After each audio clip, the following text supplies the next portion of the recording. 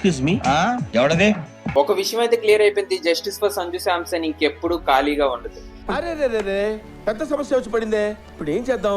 అవును, పెద్ద సమస్య వచ్చి పడింది. ఏంటంటే నెక్స్ట్ జరగబోయే జింబాబ్వే సిరీస్ ఏదైతే ఉందో అందులో సంజుకి డ్రాప్ చేసి పడేశారు. Yes, world cup player of the tournament Sanju Samson only 3 matches performance చేయకపోతే డ్రాప్డ్ ఫ్రమ్ T20I క్రికెట్.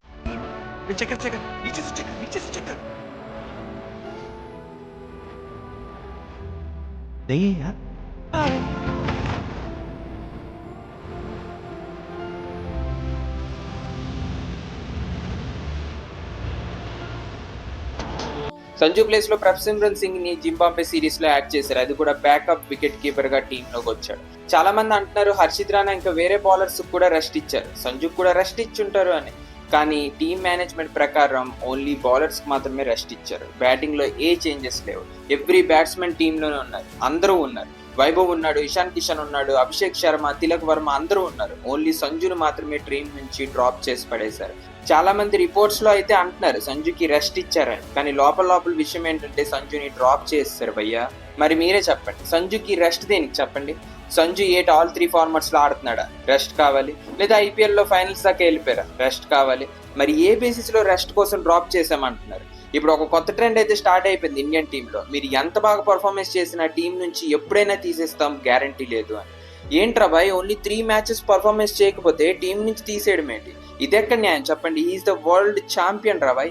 అయితే సంజు తన లాస్ట్ T20 మ్యాచ్ ఆడేసాడు. ఇంకా సంజుకి ఇండియన్ టీమ్ లో ఛాన్స్ రావడం ఇంపాసిబుల్ అని చాలా ప్రెడిక్షన్స్ అయితే వస్తున్నాయి. మీకేమనిపిస్తుంది కామెంట్ బాక్స్ లో చెప్పండి. ముందుకెళ్లే ముందు మనం ఫస్ట్ సంజు అన్నయ్య తలా కోసం మాట్లాడుకుందాం, ఎందుకంటే ఇవాళ తలా బర్త్డే.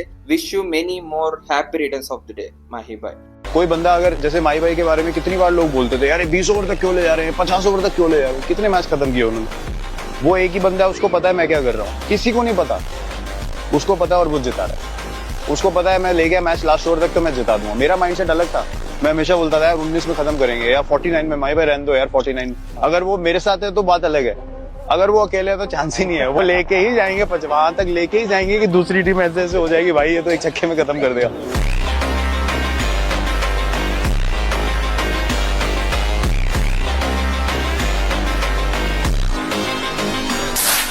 IPL లో ఇంకో టైటిల్ లిఫ్ట్ చేసేదాకా రిటైర్ తీసుకోరు అని మేము నమ్ముతున్నాం. వన్స్ అగైన్ హ్యాపీ బర్త్డే మా.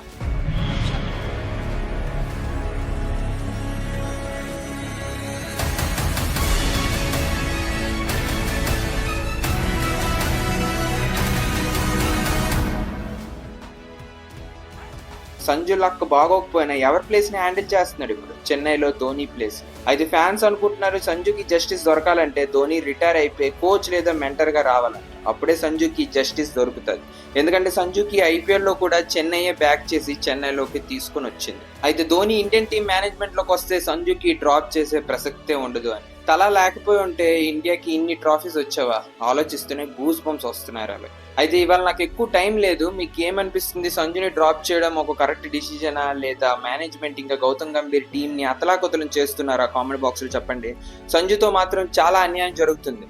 ఇంకా నాకు మాటలు కూడా రావట్లేదు గైస్. రేపటి నుంచి మన ఛానల్లో వీడియో మార్నింగ్ 10 o'clock వస్తాయి. సబ్స్క్రైబ్ చేసి పెట్టుకోండి. మళ్ళీ కలుద్దాం. జై హింద్. ఏం చేయడం లాట్ సార్, ఇంకా మేము వెళ్ళి రెస్ట్ తీసుకుంటాం సార్. రారా బొక్క వెళ్దాం.